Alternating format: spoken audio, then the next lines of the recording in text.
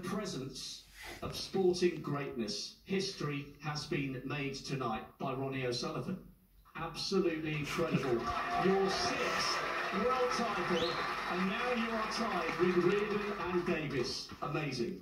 Yeah, no, yeah. I mean, I never really think about titles because when I was a kid, I never dreamed that I'd be here. I just was playing for the fun of the game, and I still try and play for the fun of it. But to be here and I've had all them victories, and it's it's a dream, but it's kind of becoming a bit of a reality as well. So it's nice to be living your dream in that sort of way, Your last title was 2013.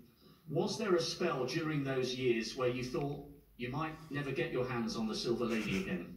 Yeah, you can never say never, but there was a part of me that decided that I probably didn't play enough, and I still probably don't play enough to justify winning a tournament of this stature, because it's an endurance test, and I'm not really an endurance type snooker player. I don't compete enough, but the lockdown gave me a chance to play on some decent, because I haven't even got a practice facility, believe it or not. So my friend installed a couple of tables in his office in London, so I was able to play on good tables for a change, which was great. And I come here feeling comfortable with my tools, really. So I had a half a chance. I never expected to win it, though, to be honest with you. Spoken with real modesty for a guy that's lifted it 5 times and now 6. Ronnie, there have been so many great achievements down the years. Your first Triple Crown triumph at the age of 17 in 1993, winning this one after a year off, 1,000 centuries, your 19th Triple Crown title when you won the UK in 2018. Where does this sit in the all-time performances of your career? It's got to be right there near the top, surely. Listen, any world title he wins has got to be up there. It's great to be able to win over the 17 days here. You come here, you've got to play a lot of solid shots and be solid in all departments. And even though I might not have felt I'd done that, I must have done, because these guys are too good on tour to give it to you. And I just want to say, as well for Kyron, he's a top player. He's improving all the time, and all that. He fell off the tour. He was always going to get back on the tour. When you've got that desire and that hunger and that belief in your ability, yeah, you might have to work in a bar for a bit. You might have to do bits and pieces, but deep down that fire is burning bright enough, so you actually get there in the end. And so he's a winner, and he will win this tournament one day. Not to put too much pressure on him, but he's a country mile above everybody else around his age, and he'll be the first to admit that he's always watching the Higginses, the Williamses, and the likes of them players, because he wants to raise that bar as well. So when someone's that student about their sport, that they're going to have plenty of good days as well. So his time's definitely going to come. Beautifully said. All the pundits down in our studio in London are saying you are now unequivocally the greatest. 37 ranking titles. No one's won more Triple Crowns. Tying Hendry on 7, is it even irrelevant? So you happy to be with Steve on 6? I'm happy to be on 1. I was happy to get 1 at one stage.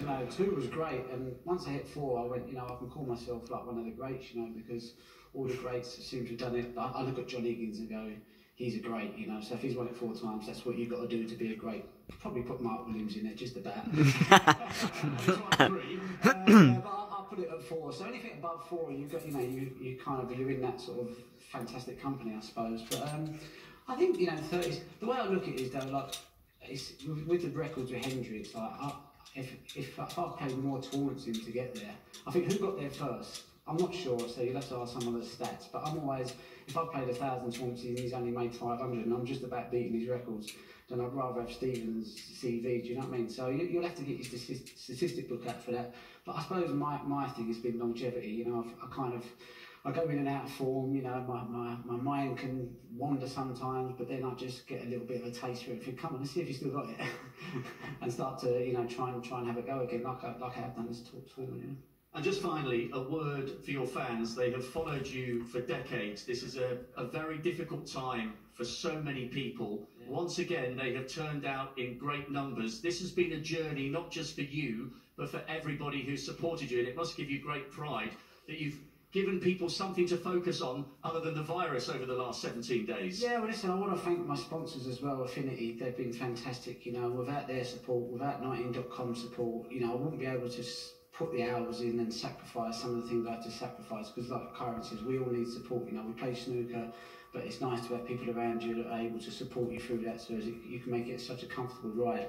And hopefully Affinity are going to try and create a wonderful way where they can sort me out that perfect cue action, because they're good at doing that stuff. So I've given them a task. I said, come on, create it, so as I can, like, you know, get the perfect cue action. Because, you know, as snooker players, that's all we want to do. That's all.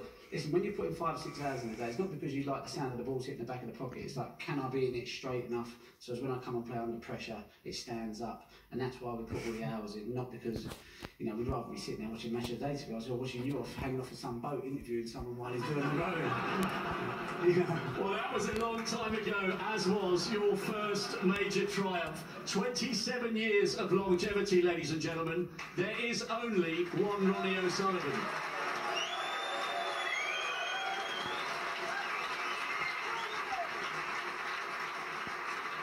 And Ronnie, there is an old silver lady who's been waiting for a kiss for 7 years. Would you please raise the trophy? You are the 2020 Betfred World Snooker Champion.